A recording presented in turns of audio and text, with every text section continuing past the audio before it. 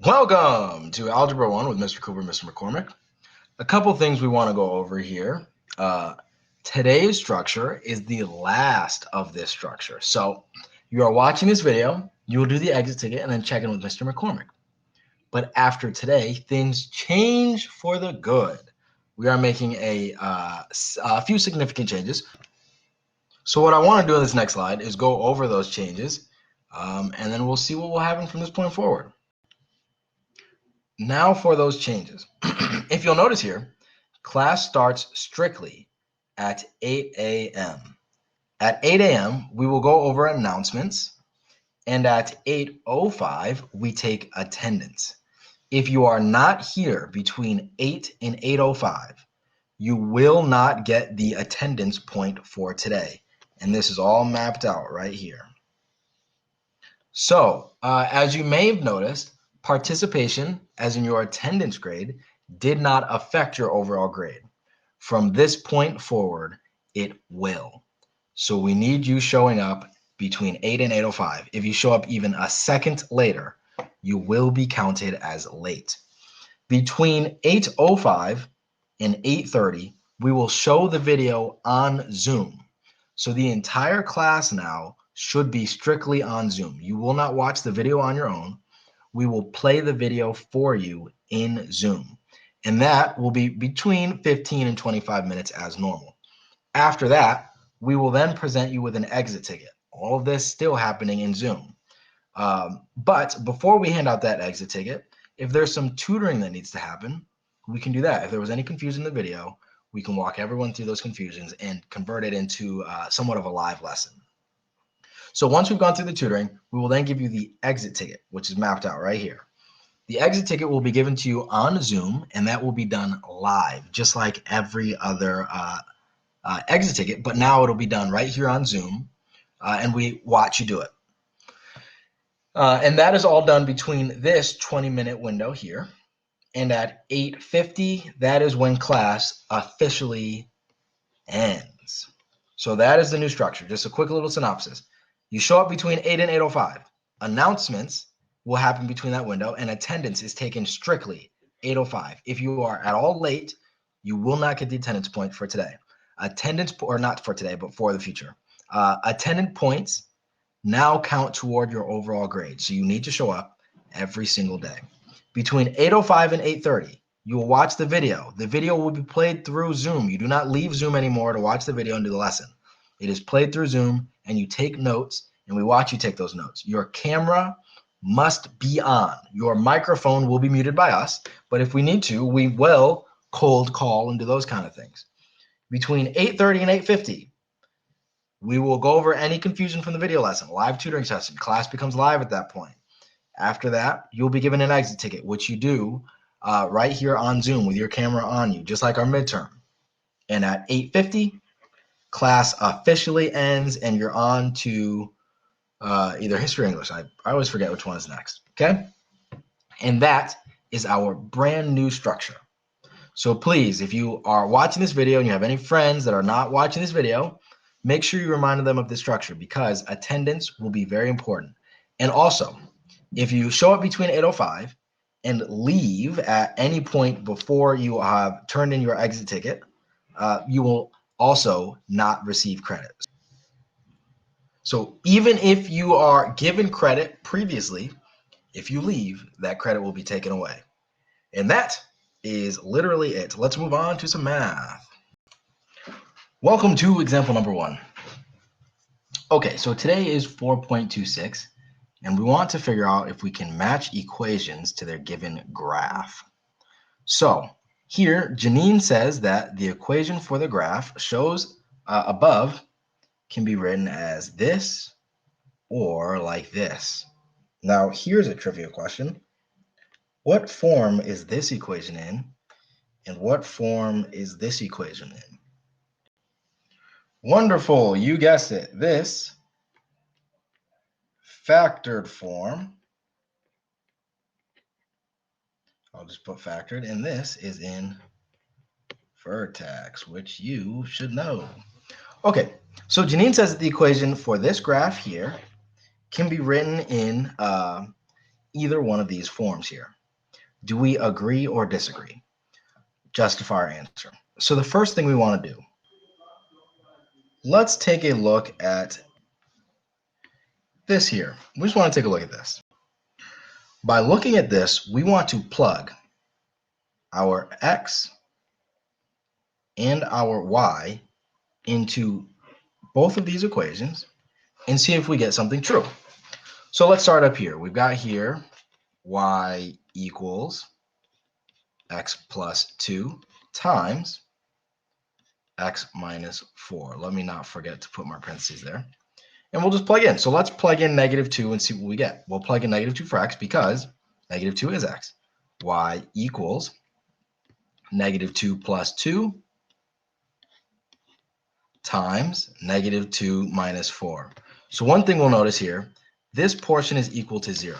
We should notice that off the bat. So 0 times whatever this is, -2 minus 4, will in fact be 0. So y here equals 0. That checks out. Y is 0 here. So we can give that a big check mark. So let's try it again with this. I'm going to go ahead and erase this. And let's try it with y equals x minus 1 squared minus 4.5. So we'll substitute here. We'll substitute -2 in. Y equals -2 minus 1. This is a negative. All squared minus 4.5. What do we get? -2 minus 1. Y equals, we'll add the opposite here, -3 squared minus 4.5. We'll start to notice something. Y equals 9 minus 4.5. That does not equal what we need it to equal. This ends up being 4.5. And that is not what we need. So I'm going to put a big X next to that. You know, I'll even put it in red. A big X next to that because that is not at all what we need. So automatically off the bat now, we can see that Janine is incorrect here. So I'm going to say no. When plugging in,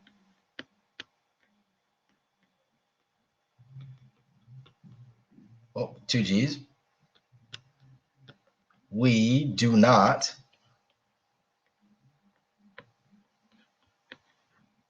get the right coordinate points. And I'll put correct here.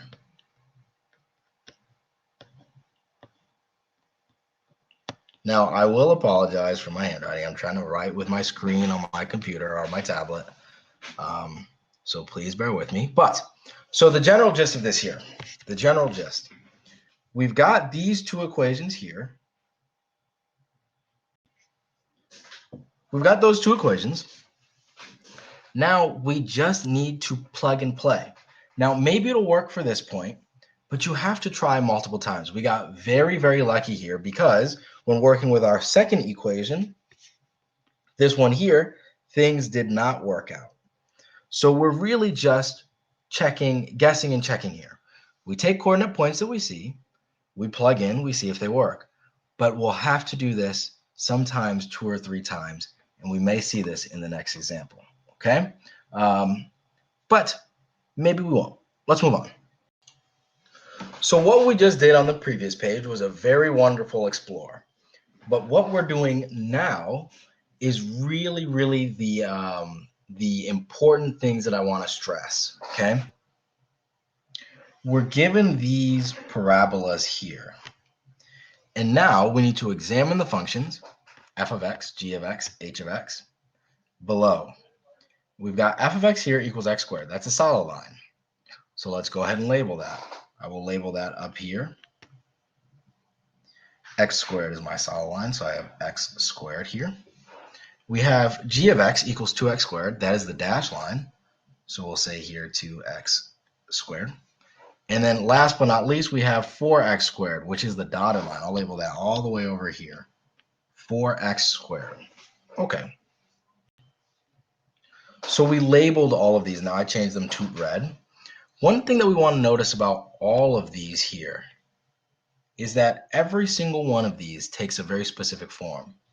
and they all take the form of y equals ax squared. Now here's an ultimate trivia question for you. We have f of x equals x squared there. If you were in class, what would you say that your a value is for this, right? Because this is just f of x equals x squared. What is my a value? I'm going to pretend as if I called on someone, and I would say, yes, you are right. Our a value here, a equals 1. Wonderful job. So one of the things we want to notice here, now that we know what our a value is, we have here our a value of 4. But what we want to know, a here, is what's known as a scale factor. That is what it is known as. And this is very, very important to us. So what's said here is that if a is greater than 1, then the parabola is vertically stretched. So I'm going to write this here. I'll write it in red ink. A greater than 1, vertical stretch, which means we are stretching the graph upwards. So it's a weird way to think about it, but this simply means that the parabola becomes more narrow. So for example here, I'll highlight this. We have here x squared, okay? And then we have here the dotted one is 4x squared. So this means that as our a value goes up, our graph will get narrower. It goes in. And that's what it means. So here we have, how does a value of the function affect the shape of the parabola? A value narrows our graph.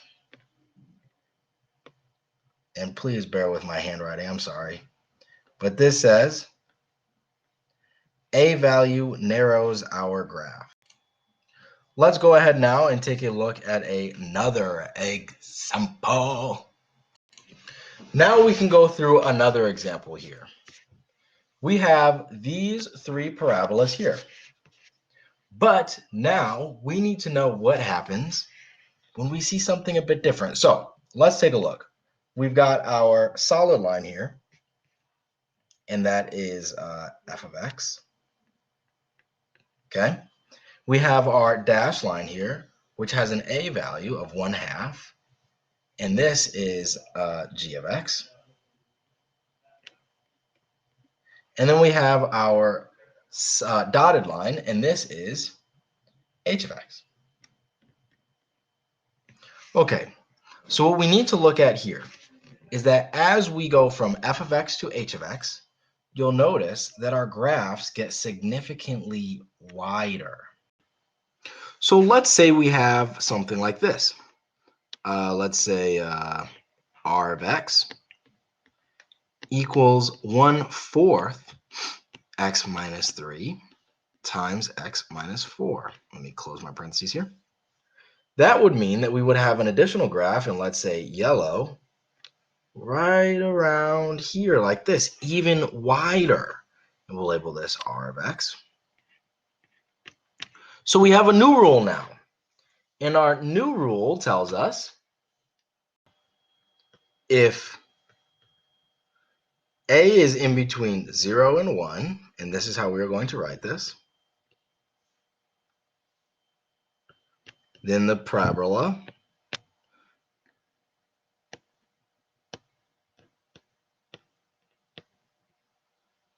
is vertically compressed.